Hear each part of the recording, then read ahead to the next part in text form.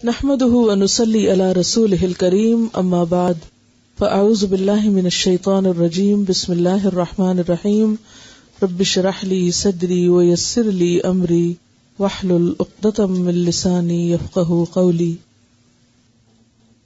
لے لو نہار نکالی. کل آپ نے سکھائی دعا. بعض اوقات انسان بھول جاتا ہے نا، تو یاد رکھنے کا طریقہ کیا ہے؟ کیسے یاد رکھتے ہیں آپ؟ ویسے کوئی اپنا ایکسپیرینس شیئر کرے، کیسے یاد رکھتے ہیں آپ؟ نوٹس کے ساتھ لکھتے. کوئی یہاں پر نوٹس کے علاوہ لکھتا ہو؟ انہوں نے اپنی ایک الگ ڈائری یہیں بنائی ہوئی ہے جس میں وہ نوٹ کر لیتی ہیں. ایکچولی یہ ہوتا ہے الگ بنانے میں، ویسے تو ٹھیک ہے اگر اکٹھے بھی ساتھ ساتھ انسان سائڈ پہ لکھ لے پھر گھر جا کے لکھے، لیکن صرف ایک خطرہ ہوتا ہے کہ کہیں کوئی چیز یا تو اس کو آپ انسرکل کریں یا کوئی نشان دیں. اور الگ اس لیے لکھنا بہتر ہے کہ پھر جب آپ کا اسائنمنٹ آتا ہے تو اس میں آپ فوراً اس کو روز کا روز بھی ٹک کرتے جاتے ہیں اور تھرو آؤٹ دا ویک آپ کو ریمائنڈر رہتا ہے کہ یہ ابھی کام رہتا ہے. یقیناً آپ کے کچھ ہوم ورک ایسے ہیں جو فوری طور پر ہو نہیں چکیں گے، وہ لائف ٹائم یا لانگ ٹرم ہوم ورک ہیں، لیکن ان کو بھی الگ لکھنے میں پھر آپ اگر اپنی ڈائری کو 2 حصوں میں کر لیں کہ ایک شارٹ ٹرم اور ایک لانگ ٹرم، کہ جو آپ کو آئندہ کرتے رہنا ہے. ایک تو ایک دن کیا کام ختم، اور ایک کام ایسا ہوگا کہ جو آپ کو آگے چلتے رہنا ہے اس کو لے کے انشاءاللہ تعالی. چونکہ ایک ہوم ورک ایک جو ساتھ ساتھ چلے گا کہ پیاروں کو ساتھ لے کے چلنا ہے، تو اس میں کچھ چیزیں تو میں آپ کو کہتی ہوں کہ یہ آپ شیئر کریں، اور کچھ یہ کہ آپ خود سے بھی کر سکتے ہیں. کوئی ریسٹرکٹ نہیں کیا گیا آپ کو کہ صرف آپ وہی کریں جو میں آپ سے کہتی ہوں. جو بھی چیز آپ کو اچھی لگے یا آپ کے گھر کے یا حالات اور ماحول کے مطابق آپ مناسب سمجھے اس کو بھی آپ شیئر کریں. تو یاد ہو گئی تھی بچوں کو یا کسی کو بھی؟ ایک بڑے بچے بھی ہوتے ہیں گھر میں، ان کو بھی یاد کرا سکتے ہیں، ان کا بھی خیال رکھا کریں.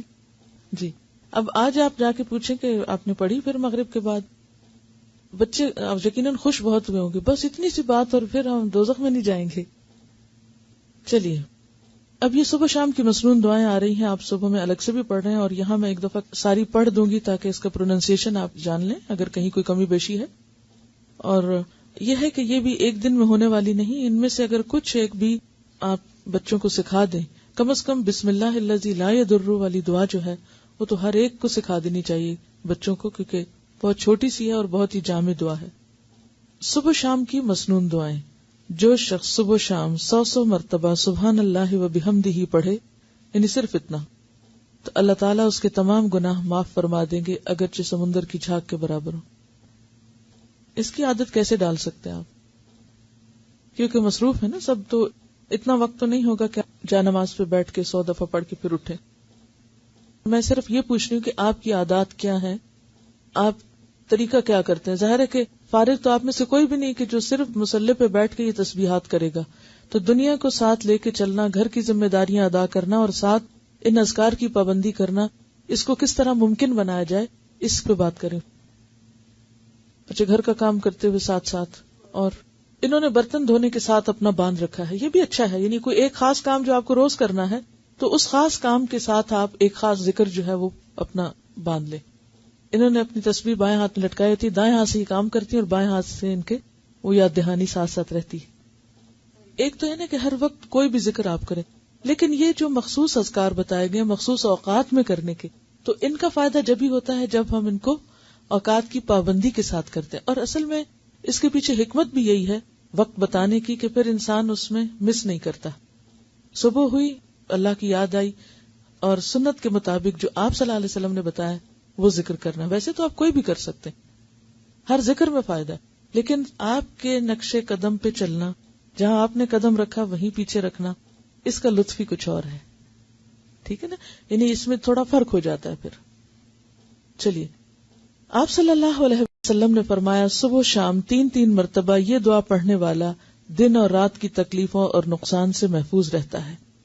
بسم اللہ الذی لا یضر مع اسمہ شیء فی الارض ولا فی السماء وہو السمیع العلیم. صبح شام اس اللہ تعالی کا نام لیتا ہوں جس کے نام کی وجہ سے زمین و آسمان کی کوئی چیز نقصان نہیں پہنچا سکتی، اور وہ سننے اور جاننے والا ہے. آپ صلی اللہ علیہ وسلم اس دعا کو بھی روزانہ صبح شام 3 مرتبہ پڑھتے تھے. اللہم عافنی فی بدنی، اللہم عافنی فی سمعی، اللہم عافنی فی بصری، لا الہ الا انت. اس دعا کو آپ صبح اور شام کے مثلا سنت کے بعد یا فرض کے بعد اگر مقرر کر لیں تو انشاءاللہ تعالی پھر بھولیں گے نہیں. اے اللہ میرے بدن میں عافیت عطا فرما، اے اللہ میری سماعت میں عافیت عطا فرما، یعنی میرے کان ٹھیک رکھ.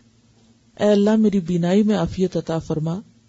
آپ کے سوا کوئی بھی معبود نہیں ہے، کیونکہ انسان کی جسمانی صحت اس کی عبادت کے لیے، اس کے کام کاج کے لیے، فرائض کی ادائیگی کے لیے بہت ضروری ہے. تو آپ صلی اللہ علیہ وسلم 3 بار صبح اور شام یہ پڑھتے تھے. اب ویسے تو آپ ایک بار بھی پڑھ سکتے ہیں، لیکن اصل سنت کیا ہے؟ پھر 3 بار پڑھنا. آپ صلی اللہ علیہ وسلم نے فرمایا کہ جو شخص سورہ اخلاص، سورہ فلق اور سورۃ الناس صبح شام 3 بار پڑھے گا تو وہ ہر قسم کی آفت سے محفوظ رہے گا. ترمذی کی روایت ہے. آپ صلی اللہ علیہ وسلم نے سیدہ فاطمہ رضی اللہ تعالی عنہا کو ہر صبح و شام یہ دعا مانگنے کا حکم دیا تھا، یعنی آپ نے اپنی بیٹی کو یہ دعا سکھائی تھی. یا حی یا قیوم برحمتک استغیث فاصلح لی شأنی کلہ ولا تکلنی الی نفسی طرفۃ عین. اے ہمیشہ زندہ اور قائم رہنے والے، آپ ہی کی رحمت کا واسطہ دے کر فریاد کرتا ہوں کہ میرے سب کاموں کو درست کر دیں اور مجھے میرے نفس کی طرف پلک جھپکنے کی دیر کے لیے بھی حوالے نہ کریں. اس کا کیا مطلب ہے؟ مجھے میرے نفس کے حوالے ایک پلک جھپکنے کی دیر بھی نہ کریں. کیوں؟ مجھے مسلسل اپنی حفاظت میں رکھیں، میں بھٹکنے نہ پاؤں. ومن یکفر بالطاغوت، تو طاغوت میں سب سے پہلے خود اپنا نفس آتا ہے. ان النفس لامارۃ بالسوء. اور اگر انسان اپنے نفس کی باتیں ماننے لگ جاتا تو کبھی بھی پھر وہ اللہ کی بات نہیں ماننے دیتا. تو انسان نفس کے حوالے ہوا نہیں اور پھسلا نہیں اور گیا نہیں. ٹھیک ہے، تو اس لیے یہ دعا بھی بہت اہم ہے اور بہت ضروری ہے.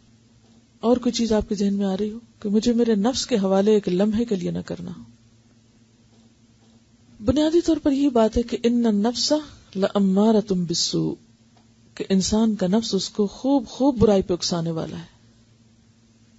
یعنی انسان کا جو اپنا نفس ہے وہ سیدھے رستے یا بلندی کے رستے کی طرف جانے میں ہمیشہ سستی دکھاتا ہے. اچھے کام میں اس کو رغبت کم ہوتی ہے. یعنی انسان کی کمزوری ہے. مشکل رستہ ہے نا، فلقتحم العقبہ. انسان مشکل گھاٹی نہیں اختیار کرنا چاہتا، وہ آسانیاں چاہتا ہے.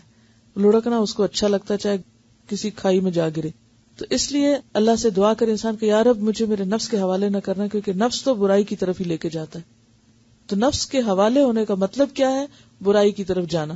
اور اس میں آپ دیکھیے کہ آپ سارا دن عہد کریں گے میں نے یہ نہیں کرنا ہے، ایسا نہیں بولنا، ایسا نہیں کرنا، اور لمحے بھر کے لیے کیا ہوتا ہے؟ منہ سے بات نکل جاتی، آپ ایک دم غصے میں آ جاتے ہیں. آپ ایک دم وہ کہہ آتے ہیں جو سویر سے وعدہ کر رہے تھے شام تک کہ اب آج سے میں نے یہ جملہ نہیں بولنا یا یہ کام نہیں کرنا. وہ لمحے بھر کے لیے آپ نفس کے حوالے ہوئے اور گئے. تو یہ دعا بہت ہی زبردست دعا ہے کہ یار اب میں تو اپنے آپ پر، خود پر ایک لمحے کے لیے بھی بھروسہ نہیں کر سکتا، لمحے کے لیے بھی مجھے نہیں ادھر جانا. وَإِن تُبْدُوا مَا فِي أَنفُسِكُمْ أَوْ تُخْفُوهُ يُحَاسِبْكُمْ بِهِ اللَّهُ. کیونکہ انسان جب نفس کے حوالے ہوتا ہے تو بس مشکل میں پڑ جاتا ہے. اسی لیے کہا گیا نا کہ وَلَا تُزَكُّوا أَنفُسَكُمْ، اپنے آپ کو پاکیزہ مت کہو. کوئی اپنے آپ کو نیک نہ سمجھے کہ میں بڑی چیز ہوں. کیوں؟ بل اللہ یزکی من یشاء، بلکہ اللہ ہی جس کو چاہتا ہے پاک کرتا ہے. کیونکہ انسان خود کوئی چیز نہیں ہے. اچھا اس میں آپ دیکھیے کہ اپنے آپ کو تو انسان خوب پہچانتا ہے، لیکن آپ نے بچوں میں بھی دیکھا ہوگا اچھا بھلا ٹھیک چلتے چلتے کیا کرتے ہیں؟ بیٹھ جاتے ہیں. اب کیا وجہ ہے؟ کوئی وجہ نہیں. کیا مسئلہ یہ نفس کے حوالے ہونے والی بات ہے، یہ شیطان کے شر کی بات ہے. تو یہ ویکنس سب انسانوں کے ساتھ ہے. ایک شخص آپ کے ساتھ دنوں اچھا معاملہ کرتا ہے، بہترین معاملہ کرتا ہے، یا کہ اس کو پتہ نہیں کیا ہو جاتا ہے، وہ کیا ہوا، اس کو نفس کے حوالے ہو گیا. تو کہتے ہیں نا لکل جواد کبوہ، عربی کا ایک محاورہ ہے کہ ہر گھڑ سوار کا ایک دن گھٹنا ضرور لگتا ہے. لکل عالم حفوہ، اور ہر عالم کہیں نہ کہیں غلطی کر جاتا ہے، کہیں نہ کہیں بھول ہو جاتی ہے. اس سے انسان ہے نا، پھر اس کو یاد آتا او نہیں یہ ایسے نہیں ایسے تھا، پھر وہ رجوع کرتا ہے. رجوع کر لے تو اللہ تعالیٰ بھی معاف کرنے والا ہے. اور اکڑ جائے انسان، نہیں میری غلطی نہیں، تو پکڑ ہے. تو یہ ایک حقیقت ہے کہ جب انسان چلتا ہے تو کہیں نہ کہیں ٹھوکر لگتی ہے اس کو. اچھے سے اچھے تعلقات میں بھی کہیں نہ کہیں جھول آ جاتا ہے. یہ سب ایکسپیرینس کی بات ہے نا، آپ سب مشاہدہ کرتے ہوں گے. ایسا کیوں ہوتا ہے؟ کیونکہ ہمارے ساتھ نفس بھی ہے، شیطان بھی ہے. تو یہ ایسے دشمن ہیں، ایسی طاقتیں ہیں کہ جن کا مقابلہ ہم تنہا نہیں کر سکتے. یہ صرف اللہ کی مدد سے ہو سکتا ہے. اس لیے صبح اور شام، ورنہ بعض اوقات انسان کہیں ایک دفعہ تو مانگ چکا، اب اور کیا مانگنا، روز کیا یہی مانگنا. یعنی آپ کے ذہن میں یہ آ سکتا ہے کہ بھی سویرے بھی مانگو، شام بھی مانگو، وہی باتیں، پھر ریپیٹیشن.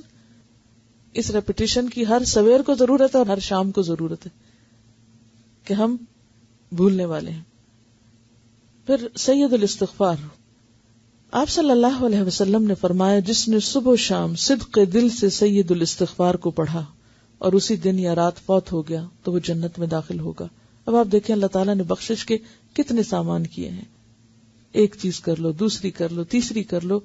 یعنی یہی اس کی رحمت ہے کہ اس نے چھوڑا نہیں بھٹکنے کے لیے، یا اللہ بندوں پہ ظلم نہیں کرتا. لیکن اگر بندے خود ہی غفلت کے شکار رہیں اور کسی بھی چیز سے فائدہ نہ اٹھائیں تو پھر جبر نہیں کرتا اللہ تعالیٰ.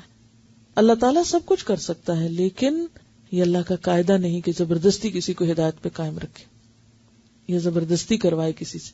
کیونکہ اگر اللہ تعالیٰ نے زبردستی کرانا ہوتا تو پھر انسانوں کو بھی پہاڑوں اور باقی چیزوں کی طرح ایک طرح سے جیسے مجبور اور مقہور پیدا کر دیتا. تو اس نے ایسا نہیں چاہا انسانوں کے لیے.